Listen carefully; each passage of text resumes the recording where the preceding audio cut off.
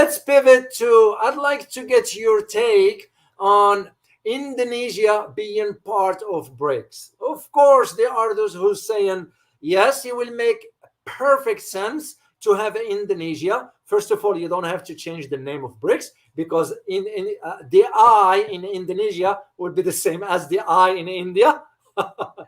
And others are saying, the others who are saying, well, hold on a second, is because Indonesia itself is studying this proposal. Where do you see this going, Carl? Will it be beneficial for India to join under this kind of climate, or wait? Well, Indonesia is is playing this game very carefully because Indonesia has its own very strategic position in Southeast Asia. It's the most populous country in the Southeast Asia. It's the fourth largest country by population in the world, just behind China, India, and United States. And Indonesia's economy is growing thanks to the increasing integration with the Chinese economy. So Indonesia is expecting more investment coming to China. Joining BRICS makes perfect sense, but United States is very jealous of its own, guarding its own position in Southeast Asia. You will be very wary if the largest, most populous country in Southeast Asia suddenly throwing its lot with BRICS. So U.S. is also applying a lot of pressure, and Indonesia don't want to necessarily Indonesia do not want to offend United States unnecessarily, right? Yeah. So what Indonesia is doing is, again, also playing a game of balance, because he want to maintain a open relationship with China and United States. And so right now, even though Indonesia is not officially in the BRICS, but it is receiving a lot of the Chinese investment into the country to develop the infrastructure. So it's already enjoying a lot of the benefits of being in the kind of within the gravitational pull of the Chinese economy. So joining BRICS at this point, it's more a symbolic move that might trigger United States, because U.S. government is very sensitive right now. They're very sensitive about BRICS, multipolarity, that kind of thing, and so that's why Indonesia has adopted this kind of go slow approach. It's in talks, is studying joining the BRICS, is hold that door open.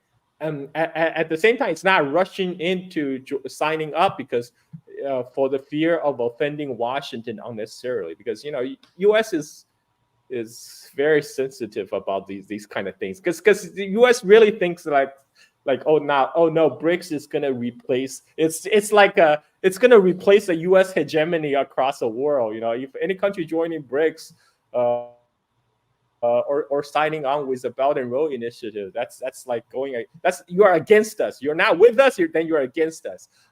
So Indonesia is saying, okay, we play ball with you, but let me continue my trade relationship with China. Wow. Well, it's the world is changing, and the U.S. will have to change with it, whether we like it or not. I mean, this country is going to move forward. And speaking of that, now, while we're talking about Indonesia, now, will it be the same argument you just made? Will it apply to Malaysia and Singapore? I just got a word, Carl, that there is a conversation inside Singapore right now about joining BRICS. The same could be made in the case of, hey, you'll be better off with having the likes of Indonesia, the likes of Thailand, the likes of Singapore. Malaysia is give or take, given the issues of corruption that exist in the country, and we all know aware of it. So will the same argument hold you just made? Will it hold in case of Singapore and Malaysia? Singapore Prime Minister actually recently gave an address which talk about this issue. He's basically saying, hey, look, if we align ourselves with China, then all the Western country will see, Singapore, they're going along with China because Singapore is majority ethnic Chinese. And because Singapore is able to maintain its position in Southeast Asia as kind of like the majority ethnic Chinese city-state, it survived as a entry port, because it's located at a very strategic point of Strait of Malacca, where all majority of the world's shipping traffic goes Shipping. Yeah. through, including like most of the traffic going to and from China. And U.S. Navy has made no secret that in case of war breakout with China, their plan is gonna cut off Yeah. the shipping flow at the Strait of Malacca. So for Singapore, United States know it's a very strategic point. U.S. and Singapore has a security agreement. For a long time, Singapore aligned itself with United States to they saw U.S. giving them a security guarantee in Southeast Asia, because Singapore, they're worried about being swallowed up by their larger neighbors like Malaysia, and so they align. United States provided that security guarantee until now, to the Yeah. present, and they worry that they right now, China is still on the rise. Until the rise of China is like, until China replace United States, displace United States from East Asia, which is still some time from now. Right now, Singapore still rely on United States for its security, and also for its economy. Now Singapore has, because Hong Kong is losing its status as kind of the window Yeah. to China, because before, when Hong Kong was a British colony and Hong Kong was only place that could the Western capital can funnel through to do investment with China, Hong Kong was special. But now Hong Kong is losing. It's not that different from Hong Kong is losing its competitive edge to cities like Shanghai, to city like Shenzhen, right? Because those other countries ports have opened up. But Singapore is still remain a place. This is where a lot of the capital from all around the world, but also in Southeast Asia are going in. And then getting redirected, some of them too, for investment in China. So Singapore's status as an international city and the security agreement with United States would come under question if it aligned if it's been seen to align too closely with China.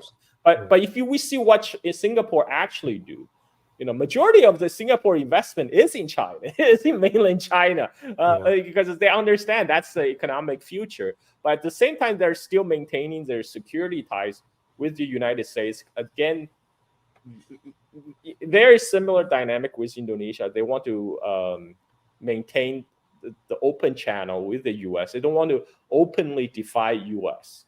But they just want to do business. I mean, most of the countries in Southeast Asia, they just want to be left alone to develop their own country, to develop business, to grow rich. but United States is the one that's kind of bring tension into this region, just so they can feed back to the U.S.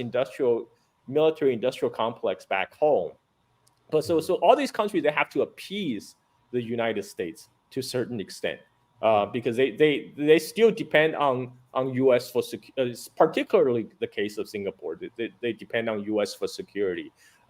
Malaysia is actually, so a lot of people don't know, Malaysia actually do have maritime dispute with China in South China Sea. But unlike the Philippines, Malaysia has always worked with China. Malaysia has a very good relationship with China. And they you rarely see Malaysia and China publicize about their maritime dispute. It's there, but they're not sending in ships. They're not sending in military.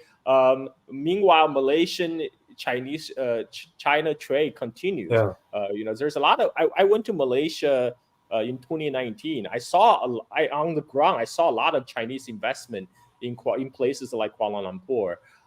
And Malaysia is benefiting from that, and they're a little bit more vocal against the U.S. Ever since the Asian financial crisis in 1998.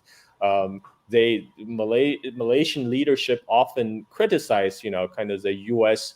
Uh, uh, like playing the global cop all across the world. Yeah. And another dynamic with Malaysia and Indonesia is that they're majority Muslim countries, Country. and they see what U.S. is doing in Gaza. They're seeing the U.S. force this support for Israel.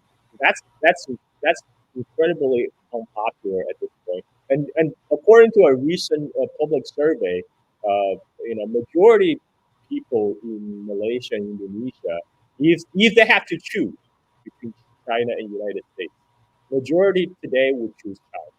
This is because Yeah. what we're doing in Middle East.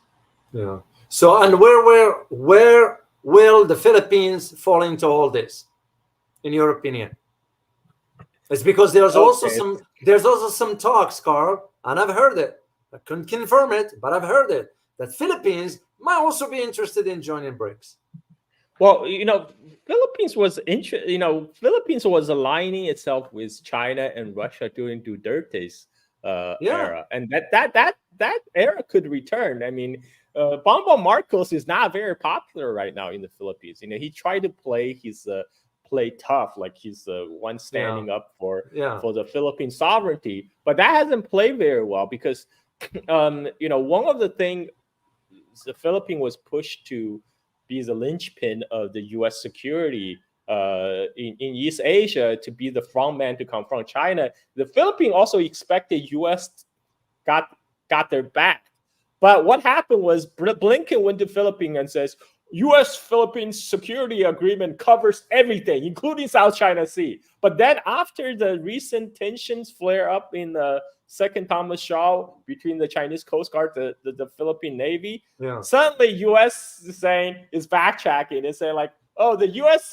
Philippine security agreement referred to the borders of the pre-1951 Philippine borders, which would not include South China Sea. Yeah, because they know if they have to revoke that article, U.S. have to go to war. They have to go to war with China, and U.S. is more comfortable doing proxy war like Ukraine. Let other people to fight and die and bleed for American interest. And this is why right now there's a lot of to do about nothing in the South China Sea right now, because at the end of the day, United States is not going to stand up for the Philippines. They're not going to. They push the Marcos to the forefront in its crusade against China. Yeah, but when the chips are down, U.S. is like, you are on your own, man. I don't know. I don't know about that part. Maybe I'll help you on something else. And this is, a lot of the Filipinos are watching this. They also understand this dynamic. So this is why Bongbong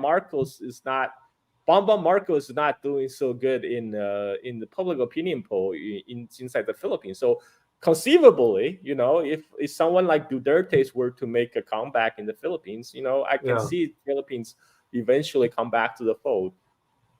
Yeah, which will make more sense economically speaking for the Philippines. So I just don't quite understand why they're doing what they're doing. From Johannes Dama, thank you very much for your question. Is it necessary for Indonesia to join BRICS?